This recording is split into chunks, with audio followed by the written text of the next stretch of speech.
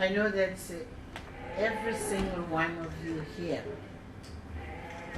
came for this event because we have a very special and personal relationship to Machel.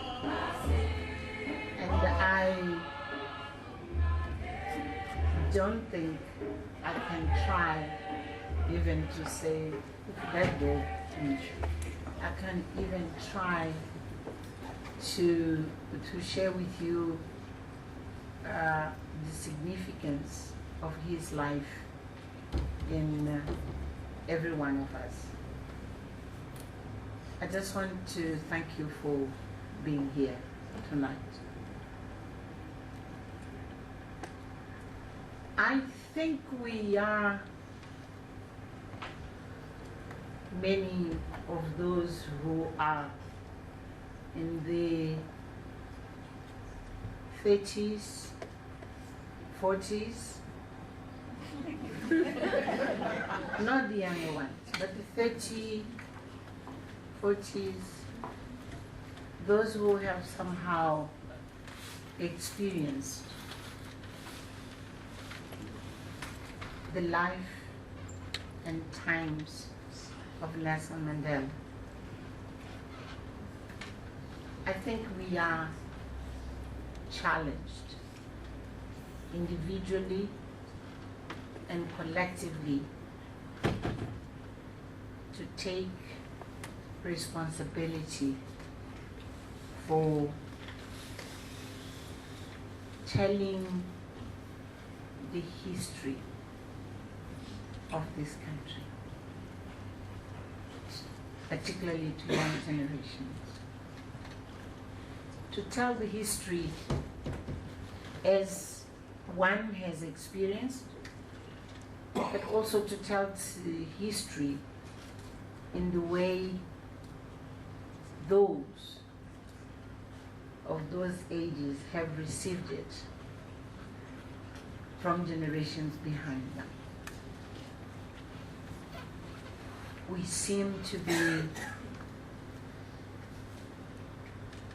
at risk of having generations who do not have the right connection with the history of the country. And that is the responsibility of all of us here. I must say I'm not worried at all about some attempt to attack Madiba's legacy. I'm not worried.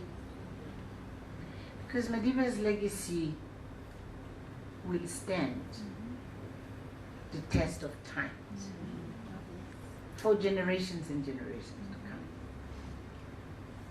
It's not really an issue for me to have sleepless nights. What worries me is precisely the realization that we do have generations of young people in this country who have no clue of where we come from. And because of that, they will attempt to build a nation.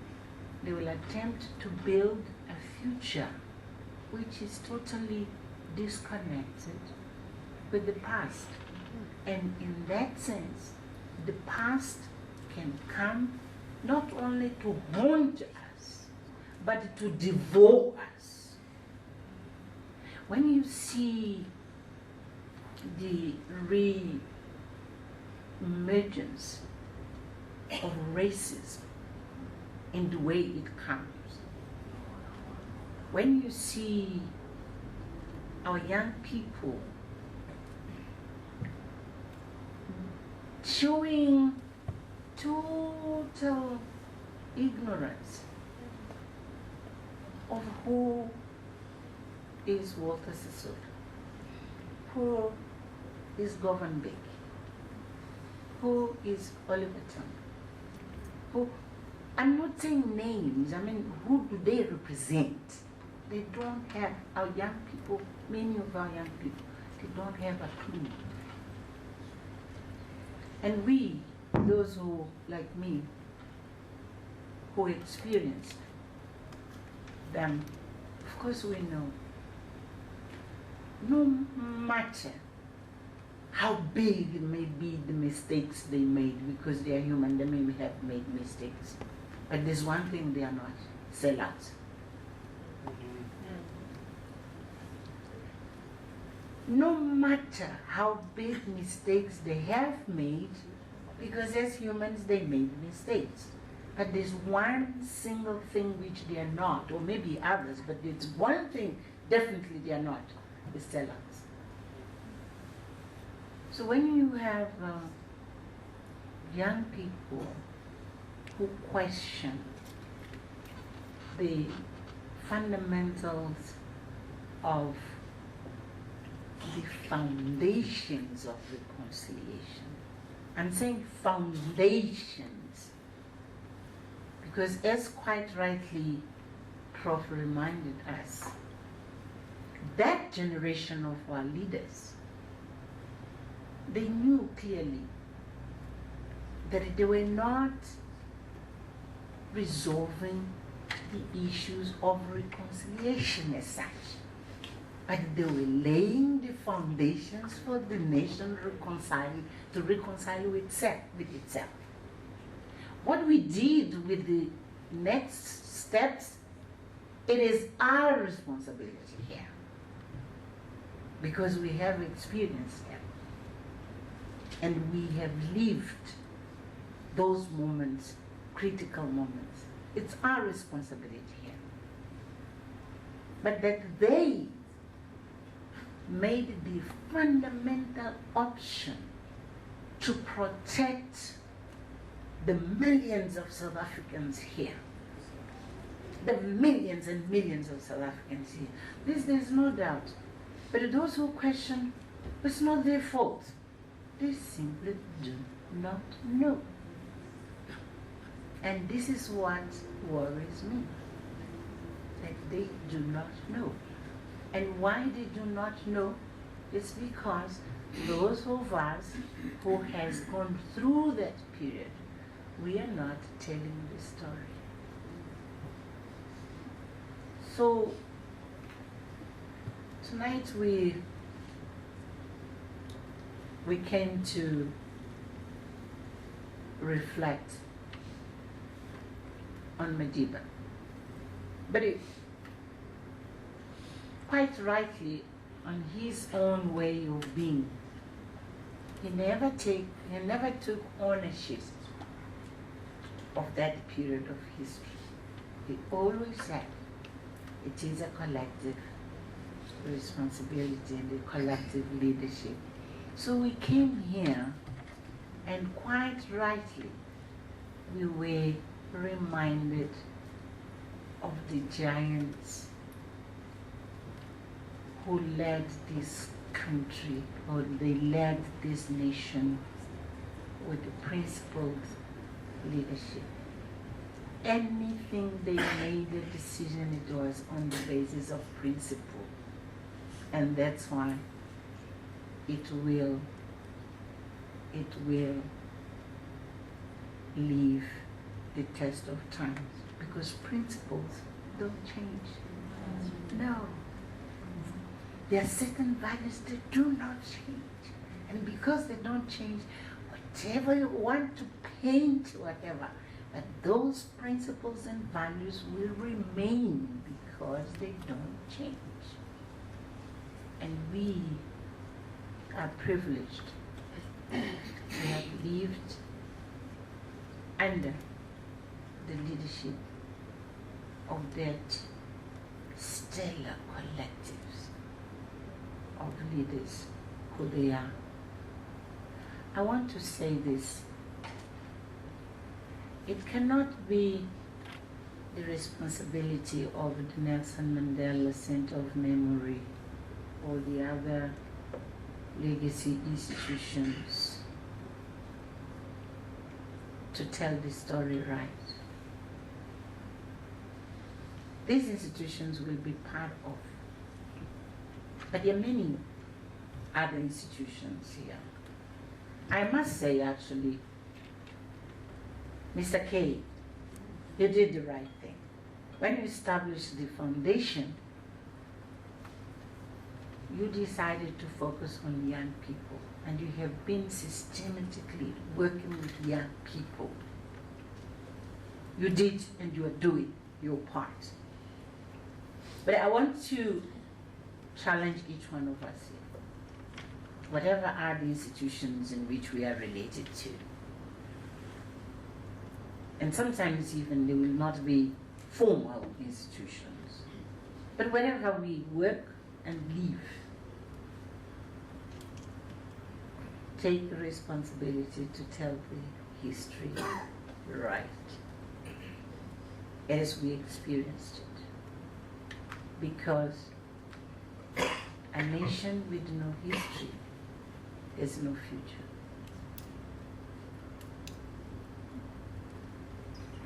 I want to thank you all because this kind of gathering help to feel us, to feel like our voids, they become full when we're together. And what sometimes you can struggle individually with sense of loss, huh? But when we are together like this, looking at these faces, and as I said, any one of you is here because you have a special relationship with Mandela, then you feel, no, we are together. So that sense of loss is not bigger than the sharing which we are for being together. Having said this, Prof, I think now the foundation can, with other institutions, take the initiative. 2016, having much open debates about where do we come from. Really open, very, very open. Let's go to universities, let's go to secondary schools, let's go to our churches, let's talk about this. The foundation can take this part of responsibility. I'm seeing people here who are in different institutions. Please take that responsibility. That's what he was saying, Mandela said, it is in your hands. Yeah, and let's take it in our hands. I offered to Selo that I will come here to meet with some of the youth leaders, particularly the students. I don't want to come, as I said, I don't want to come here and try to defend Mandela's legacy. No. I want to listen to them first. And having listened to them, I just want to ask you, okay, first is, what would you have done if we were confronted with a reality like this? You would have done differently, okay? So, okay, let's agree that you would have done differently. So those who did the way they did, they made a mistake. But now the country is yours. You are the generation who leads now. What are you going to do about it? Or what are you doing about it? Just like that. I don't want to, but I think it's important that more than knowing what has not done properly, it's more important to say, if I had been in that situation, my options would have been this ones. But in 2015, 2016, because the reality is different, this is what I'm going to do to put my stone of contribution in building this nation, so that they have to know what they want for the country. They know very well what they don't want. But I'm not so sure at what extent they know exactly what they want to do. Not only what they say, what they want to do. Because that generation of our leaders, they really did it for decades. The legacy was built by doing. It was not by talking. So I just wanted to say, you know, all of them, from the moment Madiba joined them, because he seems to have been the last, right? We joked and saying, we are all here worried about how Madiba has left us, but really they are parting where they were, because they met one another again and they reconstructed the club of leaders there. They're having good time. And they are having good time. So it's up to us now, really, to say, in our own very small way, how do you take up the responsibility from where they left it? That's all. Now, I'm not so sure it's a good idea for you to retire from the foundation. They took me by surprise when they said it's your last day here. I'm not really so sure it was a good idea. I'm not a member of the board, Prof. But if I were, I would have said that he doesn't retire. He shouldn't retire from the foundation. He is the last of the three who have gone through the 3 trials. Okay? He has to be here until the day he closes his eyes. So now, they have given you permission to go. But maybe we'll give you a title of honorary member, so that we'll keep calling you to the foundation to share your wisdom and that experience, what you told tonight about leadership and other things. You can't retire, Mr. K. Okay? George, it was good seeing you. Thank you so much for being here. Today you stopped crying. He cries all the time when he sees me. He cries all the time whenever he sees me. Today you didn't cry, and I'm so happy to see you. To each one of you, thank you. Thank you. And thank you so much.